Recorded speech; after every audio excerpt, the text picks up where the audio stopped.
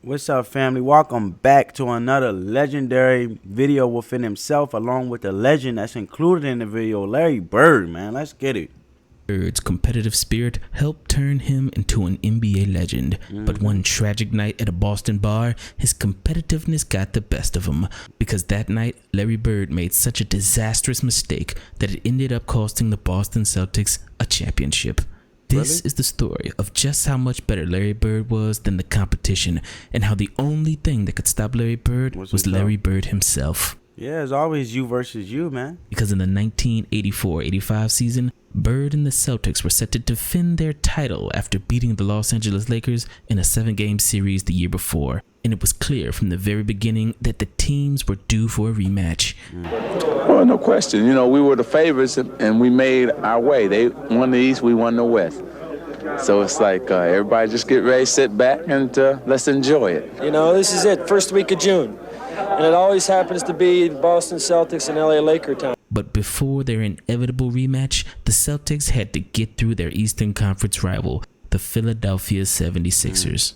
And after the Celtics The Sixers, I feel like they ain't got nobody legendary no more. Joel Embiid was the hope. I did see talks of them saying, you know, lurking on YouTube and stuff like that. I did see talks of him from the NBA YouTube channel that Joel Embiid might be the MVP again today or whatever. I might be wrong. Quote me on that. But I don't feel like they have nobody. The Sixers is just lost. I mean, the Celtics and Lakers, they're always continue to evolve and build up their franchises as history making of a franchises they both are. You know what I'm saying? Like, you got Jason Tatum. He's a beast, you know what I'm saying? He's great. You know, and you got the oldest in the NBA, LeBron, on the Lakers side, so he won the first 2 games, Larry Bird and some of his teammates celebrated at a local bar in Boston. However, this celebration turned into a disaster because that night, Larry Bird got into an argument with the bouncer, who was a former offensive lineman in college named Mike Harlow. This argument escalated into a shouting match that spilled out into the streets and caused Larry Bird to punch Mike in the face. An eyewitness said, "I don't know what happened inside, but there was a noise and a scuffle as they came across the street. Then Larry Bird went boom, a nice swoop over the top with his right hand to the left side of his face. This altercation ended in a lawsuit, and Larry..." Well, yeah, sound about right. And this happened in what time? When was the punch again? To a shouting match that spilled out into the streets and caused Larry... October 16th, 1983. Then it ended with a lawsuit. Altercation ended in a lawsuit, and Larry Bird agreed to a settlement. But little did the Boston faithful know that the events that transpired that night would have major implications for the Celtics the rest of the playoffs. Because unfortunately, Larry Bird injured his shooting hand during this incident, and it was noticeably swollen for the rest of the playoffs. Well, the good thing is he's always evolving his game. He's always challenging himself. If I'm not mistaken, Larry Bird also know how to shoot with the left hand. Bird made a great play. He knew he was going to get clobbered. He's got a swollen finger that he got. Look at that index finger on his right hand. You wouldn't believe a guy with a finger like that can shoot that well from the outside. He can hardly bend it. And when Larry Bird came out the next day for practice with his hand heavily taped, a reporter named Dan Shaughnessy doubtfully asked if Larry Bird was going to be able to shoot with his hand wrapped like that. Bird told Dan Shaughnessy that he could tape up his entire shooting hand and still outshoot the reporter with his offhand. Ooh. So Larry Bird had outshoot the reporter with his offhand. Trainer tape his entire right hand into a fist and challenged the reporter to a shooting competition, 100 free throws at $5 per shot, and Bird could only use his left hand. The reporter made 54 out of 100 free throws, but Larry Bird, with his shooting hand taped into a fist, made 86 out of 100 free throws left. I told you could shoot with his left hand, bro. The reporter owed Larry $160 that he paid in cash the next day before the Sixers game, and Larry Bird, like a cruel older brother, took the money and played the entire game with those 8 $20 bills stashed in his sock.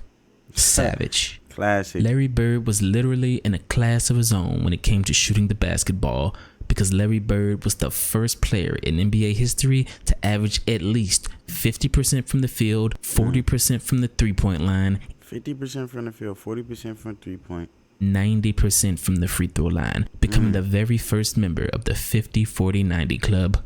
But not only was he the founding father of the 50-40-90 club, but he did it multiple times while averaging 28.1 points per game and So it don't matter. Hand tape or not, he's still going to be at a 50-40 club, 50-40-90 club. 0.9 points per game. In fact, until Kevin Durant finally did it in 2023, Larry Bird for 35 years. Bro, listen. I'm not down in Kevin Durant. He got some talent, don't get me wrong. But he don't got that hunger in him all the time, bro. Like, I feel like that was luck for Kevin Durant. If you do it again, then he's solidified. But I don't see that happening again. The same way I don't see the inside of him getting a championship ring happening again, because he can't see the lead on his own, as tall and as skillful and height of advantage he is, being so sustainable in the league. But like I said in my last video, go check out that reaction when KD called himself being better than Larry Bird and the disrespect got too far towards a legend like Larry Bird himself. At the end of the day, you cannot account sustainability versus Larry Bird results in the numbers that he put up in a short amount of time, because if somebody could do it in a short amount of time and you just sustainable to be able to be in the league and be in the league and being part of the league just as long, doesn't mean you have created a big of enough impact. So if somebody can be in a league in a short amount of time and you've been in longer than them and they have a bigger impact, what does even worth of you even being in the league even matters? Why are you even the topic of the conversation? Because at the end of the day, you don't even bring enough value as this person who's been there a short enough time. Man, that's like saying, not to get off topic and start rambling, but that's like saying, who's more impactful, Iverson or Kevin Durant? And we ain't talking about sustainability time. Now, Iverson, he just suffered the consequences from the actions he took amongst himself, which shortened his time in the league. It had nothing to do with something that was out of his control as far as Larry Bird. And Larry Bird still, in my opinion, pushed further than Iverson. But that's just saying, because Iverson's most impactful thing was, that crossover from like MJ, took on a stone cold hardcore player like MJ. But that's like saying, who's more better, Iverson or Kevin Durant? Who had enough impact in a short amount of time? Who they gonna remember more so, Iverson or Kevin Durant? Don't get me wrong, Kevin Durant got his fans, his supporters. But let's be real. Iverson, for the most part, right? Iverson is still out here being sustainable off the court. Do you think that same thing will go for Kevin Durant? Comment down below, family. Was the only player ever to have multiple. And not to get off topic again, but Kobe Bryant. You can't even mention Kevin Durant and Kobe Bryant. And we ain't talking about the positions. We're talking about the impact. The numbers, right? Kobe Bryant ain't been in the league. Well, Kevin Durant, let's say if Kevin Durant, further down in the league more longer than Kobe Bryant, okay. But who going to remember, Kevin Durant or Kobe Bryant, when it comes to the topic of the conversation? Like, come on, bro. 50-40-90 seasons while averaging at least 20 points per game. Larry Bird was truly ahead of his time and in a class all by himself. Unfortunately, after Larry Bird injured his hand in that bar fight, he was forced to play the rest of those 1985 playoffs with a mangled shooting hand. Only he knows the effect of his injured elbow and finger and ankle and what have you. He never uses it as excuse, but so far he has not shot well from the field and has not been a factor. I think Dr. J may be playing him, forcing him to go to his right hand a little bit more than Larry was in the prior games. He's playing on his hand and jabs at it, and he wanted a foul. He didn't get it, Larry Bird. Too bad. And when the Celtics team doctor examined him, the doctor said Larry had been in some kind of altercation. I examined Larry's hand, and it was swollen to double the size of his regular hand. And the condition of Larry's finger is such that he cannot make a fist on his own. And when asked about it, Larry said, it hurts, but I can't use it as an excuse. It's just another thing you have to accept. In fact, and that's a man who takes accountability. He takes accountability. He settled the lawsuit. And let alone, he said, look, I did what I did. It happened. But at the end of the day, I'm still going to do my job and do what I'm here to do. Bird tried to downplay his injuries so much that the story of the bar fight that injured his shooting hand didn't even come out until the following season. And when the story broke, Larry Bird was not happy about it at all. And, you know, Larry, when I wrote about Larry's barroom fight at Chelsea's, which was hurt the 85 playoff push, you know, Larry didn't talk to me for 4 or 5 months after that. I knew that was going to happen. I understood that, but it was too bad, you know, and he eventually, I think, got over it. He knew he made a mistake there. We all make mistakes. It's okay. But there was no way you could cover it up or pretend it didn't happen because it affected the fans. It affected how he shot, possibly, and whether they won the championship or not in 85. So that was the story. But, you know, if a guy's just having 1,000 beers or something, it's not affecting his play, you don't need to. All right, bro, but I still feel like you should have consulted Larry or told him. Even though you already made up in your mind you was going to go with your own action, but you should at least told him as a man.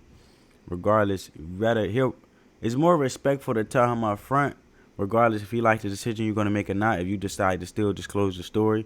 Rather, you just disclosing the story and ain't telling my man nothing. You feel me? That or get into his business. When it gets into the fans' business, then we do. Although the Celtics took care of business and beat the 76ers in 5 games, Larry Bird struggled immensely shooting the ball those last 2 games. Bird, top of the key.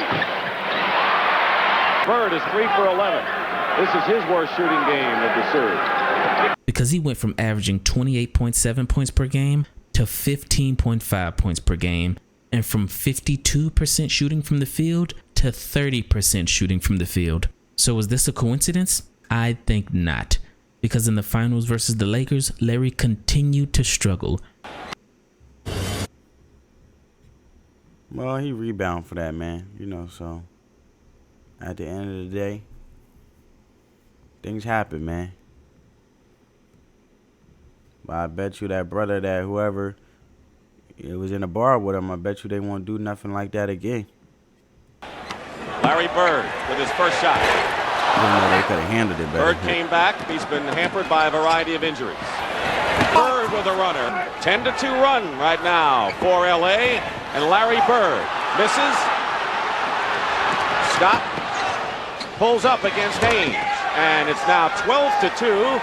Casey Jones is going to call a 22nd timeout. The crowd is indeed out of the ball game at this point. Like I'm While Larry might not use it. Miguel neck like, bro, calm down, relax. I'm stiff sometimes, so I know why he like stiff, bro. Excuse?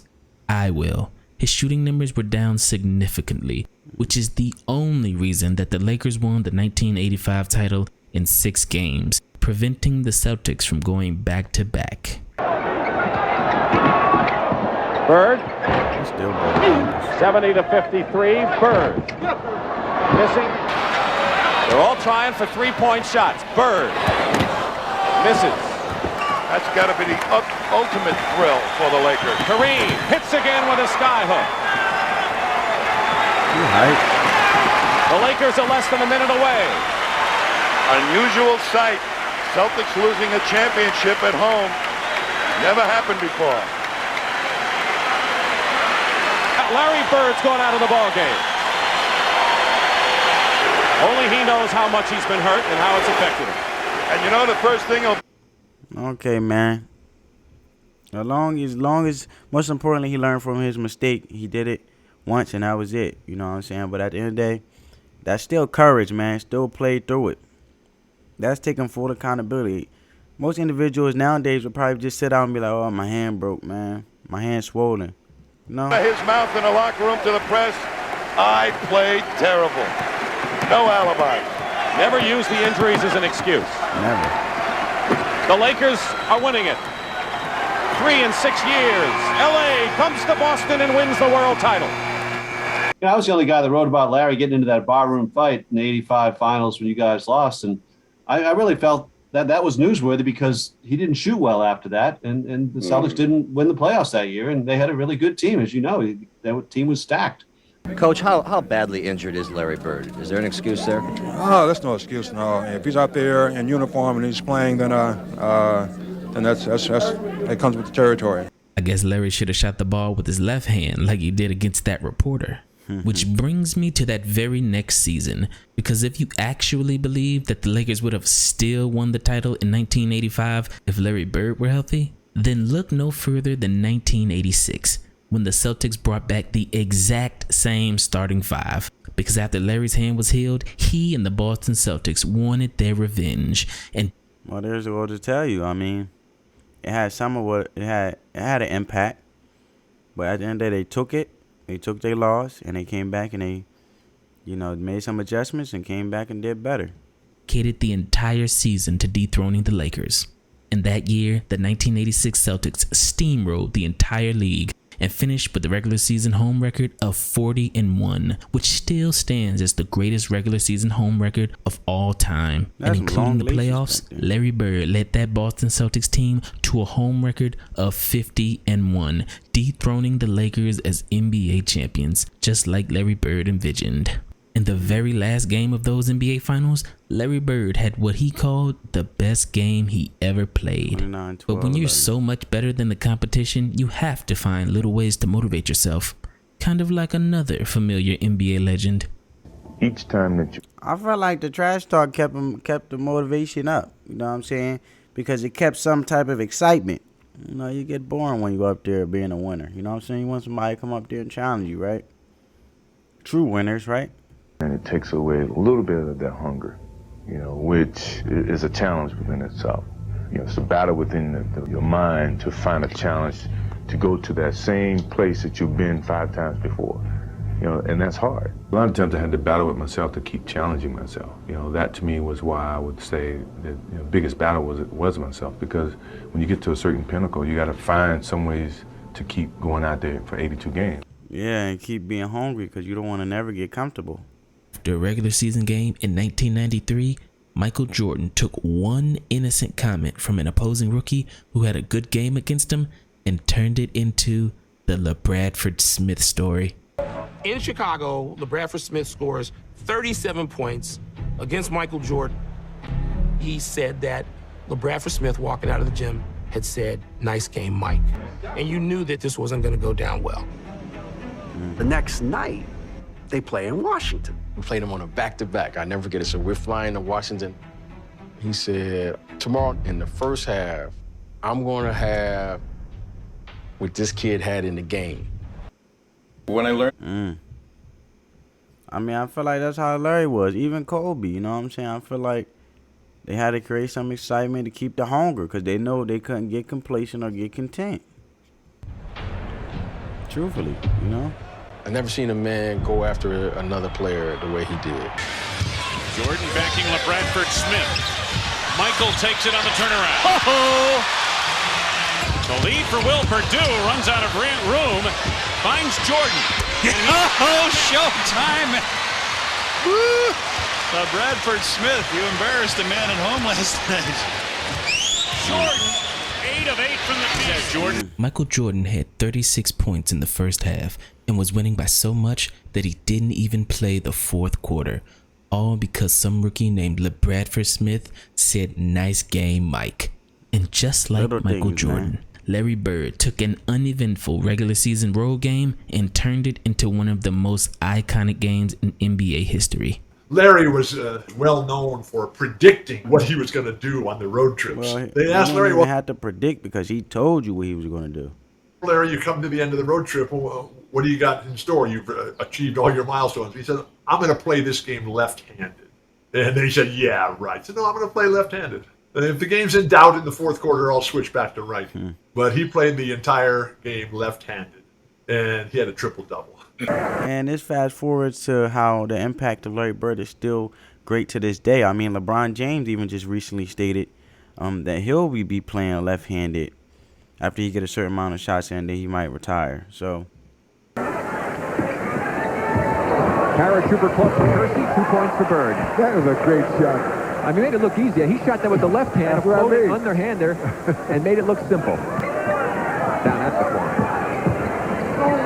Larry Bird with that left hand again, and that's what makes him so tough. The fact that he has the ability to use both hands in close to the basket, something all young basketball players should strive to do. Perfect both hands. Larry don't really dunk like that, man. He just make his play and make the shot and keep it pushing. Close. On Valentine's Day in 1986, without his second best player, Kevin McHale, Larry Bird disrespected an entire team by playing the game left-handed. And at the end of 3 quarters, Larry Bird had 27 points, almost entirely left-handed. He was literally toying with the entire league. And that same reporter that Larry Bird beat in the shooting competition using only his left hand wrote an article in the Boston Globe titled, "Just Call Him Lefty Bird." Lefty Bird. Larry Bird said, "I'm saving my right hand for the Lakers." On paper, it was the Boston Celtics versus the Portland Trail Blazers. But in actuality, it was Larry Bird versus Larry Bird, because that's the closest thing to competition that the NBA had for him that year. Larry Bird from Johnson, excellent pass, and another 2 points with the left hand to Larry Bird if you're counting. He's got 31. Still 4:10 remaining here in the third quarter. But here's how this legendary game was even more impressive than the legend itself. Because in the fourth quarter, it was a very close game. And over the span of 5 possessions, Bird made 3 consecutive insane left-handed shots. Most NBA players would never even dream of trying a left-handed floater in transition. But Bird casually faked one defender, avoided another, and lobbed a shot off the glass to put the Celtics up by 6. Larry Bird in the left hand again. 35. He's just having fun with it, man. And he has a triple-double. He's got 11 rebounds and 10 assists. And after a Blazers 3 cut the lead in half, Larry was still using his left hand and buried a hook shot that no other player has ever mastered other than Kareem Abdul-Jabbar, and he did it left-handed. For Bird.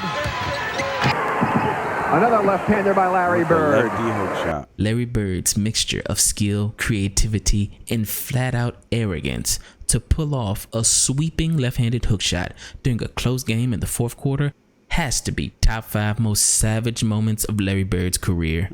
But what was crazy was fourth quarter close game, and all of a sudden he breaks out the most insanely batshit nuts left-handed shots in the world. Throwing left-handed floaters off the glass in transition. My man don't even care that the game is close because he like this game is light work. From like 12 feet. And then the very next play just throws in a sweeping lefty hook from like 10 feet. And then 2 possessions later has a sweeping lefty and 1 hook. And it's like, okay. Like you never see any offhand shots like that. And he did 3 in a row while they were holding off a charge. So Larry was a cold-blooded man. And you didn't need me to tell you that. And with under 1 minute to go, the game was tied up, and Larry Bird decided that he should go back to his right hand and put the Portland Trail Blazers out of their misery. But as Larry went for the kill, a bizarre... So basically, he was just prolonging the game just to have some fun. No call puts the Celtics in deep trouble. Bird in a great move. No foul, no goaltending. 3-on-2 for Portland. Drexler, Vandeweghe. Timeout, Boston. They can't believe it. Ames going over to the official saying he hung on the rim, and he's right. It should have been goaltending, Bill. Let's take a look at it. Let's see if Bird gets hit. There's the hanging on the rim on the shot by... Yeah, that is goaltending, bro. That was goaltending with the ball up there. Portland now with a 2-point lead in 41 seconds. And down by 2, Larry Bird puts the team on his back. Drexler.